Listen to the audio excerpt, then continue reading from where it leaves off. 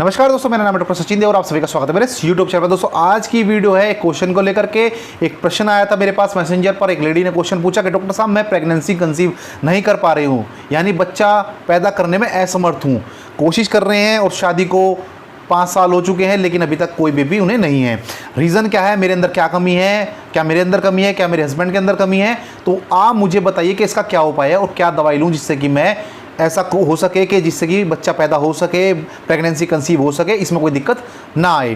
देखिए दोनों ही चीज़ें हैं, आपने बिल्कुल सही कहा, दोनों ही चीज़ें हैं। हस्बैंड में भी कमी हो सकती है और जो आप वाइफ हैं या लेडीज़ हैं आपके अंदर भी कमी हो सकती है, लेकिन ज़्यादातर कमी जो आज की डेट में देखी जा रही है वो लेडीज़ में ही देखी जा रही है। मैं ये नहीं कह रहा हूँ जेंट्स में नहीं होती है।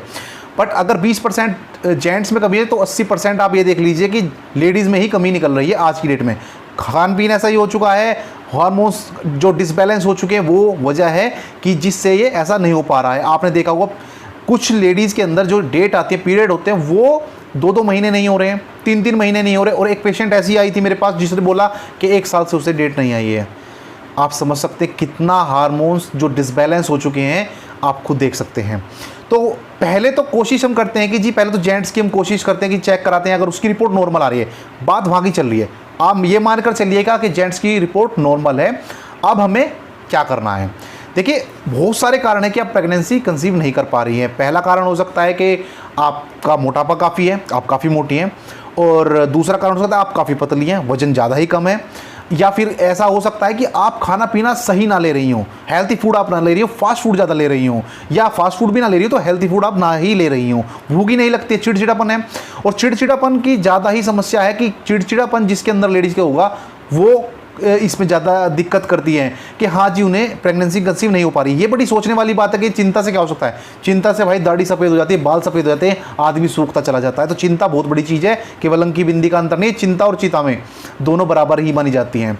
तो चिंता अगर ज़्यादा करते हैं, टेंशन लेते हैं, चिड़चिड़ापन हो जाता है, ये भी आपकी प्रेगनेंसी जो कंसीव करने की क्षमता है, आपकी जो एबिलिटी है उसे कम कर देता है। और इसके जो 2 महत्वपूर्ण कारक हैं वो भी समझ लीजिएगा वो क्या हैं। एक तो होता है जो आपके हार्मोन्स होते हैं वो डिसबैलेंस हो जाते हैं। आपके अंदर जो लेडीज़ के अंदर होते हैं 2 हार्मोन्स होते हैं, एक तो एस्ट्रोजन और एक होता है प्रोजेस्टेरोन। एस्ट्रोजन क्या काम करता है, जिससे आपकी डेट आती है ना तो उसको बैलेंस रखता है। अगर डेट डिसबैलेंस हुई है, समझ लीजिए आपका जो हार्मोन है एस्ट्रोजन ये काम नहीं कर रहा है, ये हार्मोन आप नहीं बना पा रहे हैं, बिल्ड नहीं कर पा रहे हैं, इस वजह से आपको दिक्कत हो रही है। और जो प्रोजेस्टेरोन है वो क्या करता है, आपकी प्रेगनेंसी के रिलेटेड होता है। वो जो प्रेगनेंसी आपकी होती है, कंसीव करते हैं जो भी चीज़ है, वो काम करता है प्रोजेस्टेरोन। तो दोनों ही जरूरी नहीं, केवल ऐसा नहीं है कि प्रोजेस्टेरोन पर ही काम करना है, हमें एस्ट्रोजन पर भी काम करना है। दोनों चीज़ों को लेकर के चलना है, तभी आप ठीक हो पाएंगी।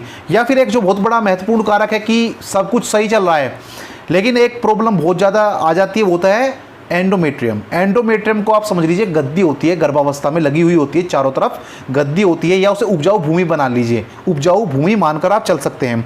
ठीक है, वो एक परत होती है।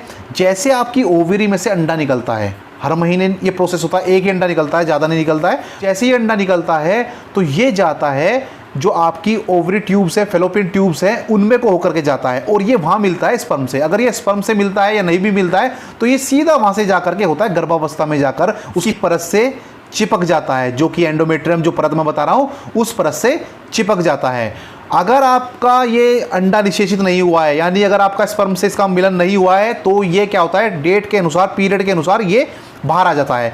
और अगर आपका जो मिलन हो चुका है स्पर्म के साथ, आपका ये अंडा निषेचित हो सकता है, तो ये इसी भूमि पर, इसी उपजाऊ भूमि पर, परत पर, एंडोमेट्रियम पर अंडा विकसित होता चला जाता है और बच्चे का जो धीरे धीरे धीरे धीरे आप ये कह सकते हैं कि निर्माण सा होता चला जाता है और विकास होता चला जाता है बच्चे का। ठीक है, लेकिन अगर आपकी एंडोमेट्रियम की थिकनेस जो मोटाई है वो कम है या ज़्यादा है तो भी आपको प्रॉब्लम हो सकती है। इसकी जो नॉर्मल जो इसकी थिकनेस होती है, मोटाई होती है, वो 7 mm से 11 mm के बीच में होती है। अगर 7 mm है या 7 से 11 के बीच में है या 11 mm है तो आप नॉर्मल है, लेकिन अगर 7 से कम है, 6 है, 11 से ऊपर है, 12 है, तो आप एबनॉर्मल एबिलिटी के शिकार हैं, यानी कि ये ऐसी चीज़ नहीं होनी चाहिए जो आपके साथ हो रही है, ये दिक्कत पैदा कर सकती है। तो ये सारे कारण हैं मेरे भाई जिसकी वजह से आप बच्चा कंसीव करने में प्रॉब्लम महसूस कर रही हैं। तो हम इसके लिए क्या करते हैं, इंग्लिश दवाइयाँ देते हैं और उससे क्या होता है, डेट भी सही आती है और जो आपके एंडोमेट्रियम जो थिकनेस है वो भी सही हो जाती है, प्रेगनेंसी कंसीव करने में भी आपको हेल्प मिल जाती है। लेकिन यहाँ पर उनका सवाल था कि मुझे कोई आयुर्वेदिक दवाई बताइए जिसका आपने अनुभव खुद किया हो। आप नेट पर भी देख चुके होंगे उस दवाई को जो मैं बताने वाला हूँ। एक तो है शिवलिंगी बीज और एक है पुत्रजीवक बीज। नेट पर पता नहीं कितनी वीडियो बन चुकी हैं, लेकिन किसी के पास रिजल्ट का कुछ पता नहीं है। मैं अपने रिजल्ट के अनुसार इसे बता रहा हूँ। मैंने 8 लोगों पर अब तक इसे ट्राई कर चुका हूँ में से, और 6 लोग इससे ठीक हो चुके हैं, और 8 लोग में से 6 लोग इसमें से ठीक हो चुके हैं, लेकिन 2 लोग इसमें से ठीक नहीं हो पाए हैं। अब आप कहोगे 2 नहीं हो पाए, 6 हो पाए, लेकिन आप परसेंटेज देखिए 6 ज़्यादा है। 8 में से 6 आप ठीक कर पा रहे हैं, तो परसेंटेज आप खुद देख लें कि कितनी ज़्यादा है। 2 के पीछे मत भागिए, क्योंकि मेरे भाई ऐसा होता है कि देखिए कुछ चीज़ें कभी कभी भगवान के, अल्लाह खुदा के हाथ में होती हैं, रब के हाथ में होती है, ये हमारे हाथ में नहीं होती है। अगर उसने ही सोच लिया ऊपर वाले ने कि आपको कोई खुशी नहीं देनी है। बहुत सारी फिल्में देखी होंगी, कहानी सुनी होंगी, जिसमें कहा जाता है कि उसे बच्चे का सुख नहीं था, उसकी किस्मत बच्चा नहीं था। ये भी हो जाता है, ऊपर वाले से हम लड़ नहीं सकते। 100 मरीज मेरे पास आते हैं तो जरूरी नहीं कि 100 के 100 ठीक होकर घर पर जाते हैं। 80 भी ठीक हो सकते हैं, 85 भी ठीक हो सकते हैं। सबको दवाई वही दे रहा हूँ, सबको ट्रीटमेंट वही कर रहा हूँ, कोशिश सबको ठीक करने की होती है मेरे भाई, लेकिन जरूरी नहीं है सबको आराम मिले, है ना। कहते हैं ना कि दवा के साथ साथ दुआ की ज़रूरत है। वो इसीलिए बोला जाता है कि दवा तो सब खाते हैं, लेकिन दुआ भी बहुत ज़रूरी है।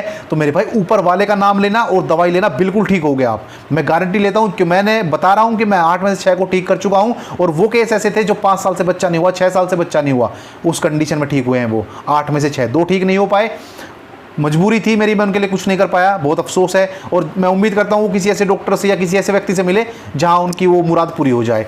लेकिन जो मैं आपको बता रहा हूँ दवाई, आप उसका इस्तेमाल करेंगे तो परसेंटेज काफ़ी अच्छी है कि आप ठीक हो जाएंगे। पहली दवाई मैंने बताई है आपको शिवलिंगी बीज, और दूसरी है पुत्रजीवक बीज। तो जो शिवलिंगी बीज है इसमें आपको कुछ नहीं करना है, सिंपल दवाई आएगी। इसे छान करके देख लीजिएगा, कोई इसमें कूड़ा करकट ना हो, साफ सा करके, और इसे पीस लीजिएगा, पाउडर बनाकर एक डिब्बे में रख लीजिएगा। और जो पुत्रजीवक बीज होते हैं ये सोयाबीन जैसे होते हैं देखने में, बादाम देखे होंगे आपने, इन्हें फोड़ते हैं और उनकी गिरी निकाल लेते हैं। उसी तरह इन पुत्रजीवक बीज में से आपको इन्हें फोड़ना है और गिरी निकाल लेनी है, उन गिरी को पीसना है और पीस करके अलग डिब्बे में रख लेना है। अब लेने का तरीका मैं बता देता हूँ दोनों को कैसे कैसे लेना है। देखिए 2-2 ग्राम दोनों में से लेना है सुबह को, और 2-2 ग्राम लेना है दोनों में से शाम को। 2 ग्राम शिवलिंगी बीज में से, 2 ग्राम पुत्रजीवक बीज में से, सुबह शाम। आप गाय के दूध से ले सकते हैं।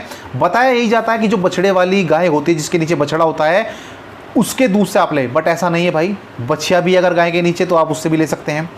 गाय नहीं है, ऐसी जगह पर आप हैं, जरूरी नहीं कि आपको हर चीज़ की फैसिलिटी मिल रही हो, भैंस के दूध से ले लें। वो भी नहीं है मेरे भाई, पानी से तो ले सकते हैं ना, पानी से ले लें, और नहीं तो भाई सूखी चबा लीजिए। ये दवाई अंदर जानी चाहिए सुबह शाम आपको देनी है। ये खाना खाने से, जो सुबह आप लेंगे ना, खाना खाने से 1 घंटा पहले, सुबह खाली पेट आपको दवाई लेनी है।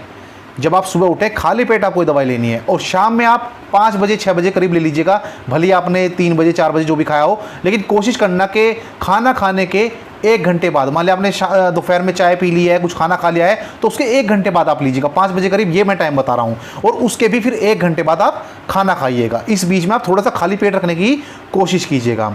अगर आप ये करते हैं तो बहुत आपको फ़ायदा होगा मेरे भाई। अब आप पूछेंगे कि इसकी जो कब तक लेकर चलना है इसे। मेरे भाई आराम तो सुनने में ये आता है कि जी 1 महीने की दवाई से ठीक हो गया, ठीक है। तो उसके लिए आपको क्या करना है मेरे भाई, 3-3 पैकेट लेकर के आने हैं। 3 पैकेट आपको पुत्रजीवक बीज के लेकर के आने हैं, 3 पैकेट आपको शिवलिंगे बीज के लेकर आने हैं। इनको जब आप पीसेंगे तभी 1 महीने की दवाई बनेगी। 3 पैकेट शिवलिंगे बीज के और 3 पैकेट पुत्रजीवक बीज के लगेंगे 1 महीने के लिए। तो अच्छी बात है, अगर आपको 1 महीने में आराम हो जाता है, अच्छी बात है। लेकिन अगर आप मेरे कहने से चलें तो आप आँख बंद करके, कान बंद करके और मुँह बंद करके, दवाई के टाइम मुँह खोल लेना, ये दवाई 5 महीने तक को इस्तेमाल करनी है। 3 पैकेट शिवलिंगे बीज के और 3 पैकेट पुत्रजीवक के बीज के 1 महीने में लगते हैं। तो 5 महीने में कितना लगेगा वो आप अनुपात लगा लीजिएगा, लेकिन लगेगा इतना ही। 100 ग्राम का ये पैकेट आता है, दोनों का 100-100 ग्राम का। तो 100-100 ग्राम के 3 पैकेट मैंने बताए हैं, 3 पैकेट उसके, 3 पैकेट उसके, दोनों के आपको लेकर के आने हैं। और ये दवाई आपको 5 महीने तक खानी है कंटिन्यू। आराम होता है नहीं होता है इसे हमें नहीं देखना है, जो भी है ठीक है। 5 महीने तक आपको कान पकड़ के दवाई खाते जाना है, आपको बेस्ट रिजल्ट मिलेंगे। अगर फिर भी कोई क्वेश्चन इससे रिलेटेड आपको पूछना है तो मुझे आप मैसेंजर पर मैसेज कर सकते हैं। अगली वीडियो में जल्दी मुलाकात होगी, तब तक स्वस्थ रहें, मस्त रहें, तंदुरुस्त रहें। आपका दिन शुभ हो। नमस्कार, धन्यवाद।